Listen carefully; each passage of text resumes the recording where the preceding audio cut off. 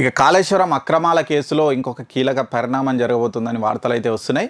మరి Kaleshwaram project start చేసినప్పుడు హరీష్ రావు నీటిపారుదల శాఖ మంత్రిగా ఉన్నారు. ఆయన్ని అన్ని దగ్గరుండి చూసుకున్నారు. బ్యారేజ్ల విషయం కానీ, టెండర్ల విషయం కానీ చాలా విషయాలు.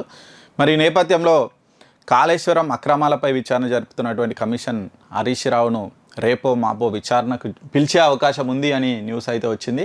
మరి కాళేశ్వరం కేసులో ఆయన మీద ఉచ్చు బిగుస్తుందట. మరి నేడో రేపో కమిషన్ నుంచి పిలుపు, రిటైర్డ్ ఇంజనీర్లతో ఆయన సమావేశం అవుతున్నట హరీష్ రావు వరుసగా. మరి మీరు ఏం చెప్పారు, నేను ఏం చెప్పాలి అని కూడా ప్రిపేర్ అవుతున్నారట. మరి ఇప్పటికే చాలాసార్లు హరీష్ రావు పేరు వచ్చిందట విచారణలో. ఒప్పందాలన్నీ ఆయన హయాంలోనే జరిగినాయి. మరి దోషిగా తేలితే అరెస్ట్ చేస్తారని కూడా ప్రచారం అయితే జరుగుతుందట. మరి మొత్తంగా అయితే హరీష్ రావు అక్కడ కేటీఆర్ ఏమో ఒక కేసులో బుక్ అయ్యేటట్టున్నాడు. కేటీఆర్ మీద 2 కేసులు ఉన్నాయి. ఫార్ములా ఈ కేసు ఉంది. ఇక లగచర్ల దాడి కేసులో కూడా మరి కేటీఆర్ పాత్ర ఉందని అనుమానాలు వ్యక్తమవుతున్నటువంటి నేపథ్యంలో మరి అక్కడ కేటీఆర్ ఉచ్చు బిగుస్తుంది. ఇక్కడ కాళేశ్వరం విషయంలో హరీష్ రావు కూడా ప్రభుత్వం ఉచ్చు బిగుస్తుంది అని మనకైతే న్యూస్ వస్తున్నాయి. మరి అప్పట్లో మొత్తం కేసీఆర్ హరీష్ రావే మొత్తం చూసిర్రు, మాకేం సంబంధం లేదు, వాళ్ళు ఎట్లా చెప్తే అట్లా చేసినామని రిటైర్డ్ ఇంజనీర్లు అయితే చెప్పినట్టు తెలుస్తుంది. ఈ నేపథ్యంలో వాళ్ళు అఫిడవిట్ కూడా ఇచ్చిరట. మరి విచారణ సందర్భంగా సుధాకర్ రెడ్డి 3 సార్లు హరీష్ రావు పేరును ప్రస్తావించినట.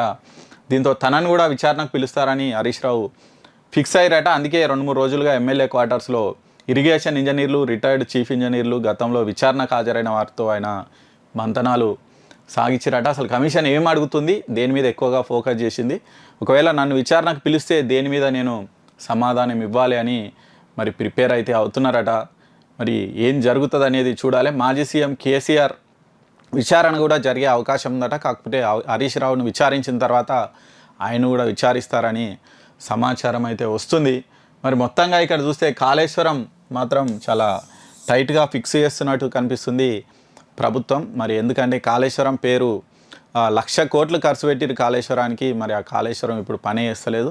అయినా ఈసారి రికార్డు స్థాయిలో ధాన్యం ఉత్పత్తి జరిగింది. వీళ్ళే ప్రధానంగా చెప్తున్నారు కాంగ్రెస్ వాళ్ళు, కాళేశ్వరం అనవసరం ప్రాజెక్టు, ఆ ఎత్తిపోతలే వేస్ట్. ఇప్పుడు ఆ కాళేశ్వరం ప్రాజెక్ట్ లేకున్నా కానీ ఈసారి రికార్డు స్థాయిలో గతంలో కంటే ఎక్కువ రికార్డు స్థాయిలో ధాన్యం ఉత్పత్తి జరిగింది. వర్షాలు ఉన్నాయి, ఇంకా మిగతా ప్రాజెక్టులతోనే వాటర్ వస్తున్నాయి. అనవసరంగా కాళేశ్వరం కట్టి మొత్తం రాష్ట్రాన్ని అప్పులపాలు చేసిరు అని అయితే మరి ఇక్కడ కాంగ్రెస్ నేతలు ఆరోపిస్తున్నారు. ఈ నేపథ్యంలో విచారణ కమిషన్ కూడా దూకుడు పెంచినట్టుగా అనిపిస్తుంది. మరి హరీష్ రావును విచారించి, కేసీఆర్ను కూడా విచారించి మరి ఎవరిని దోషిగా తేలుస్తారో, అసలు తప్పెవరిది అని తేలుస్తారో చూడాలి. ఒకవేళ వీళ్ళదే తప్పని తెలిస్తే మరి నెక్స్ట్ చర్యలు ప్రభుత్వం నుంచి ఎలా ఉండబోతున్నాయి అనేది ఇప్పుడు అందరిలో ఇంట్రెస్టింగ్ ఇష్యూ అయితే అయ్యింది.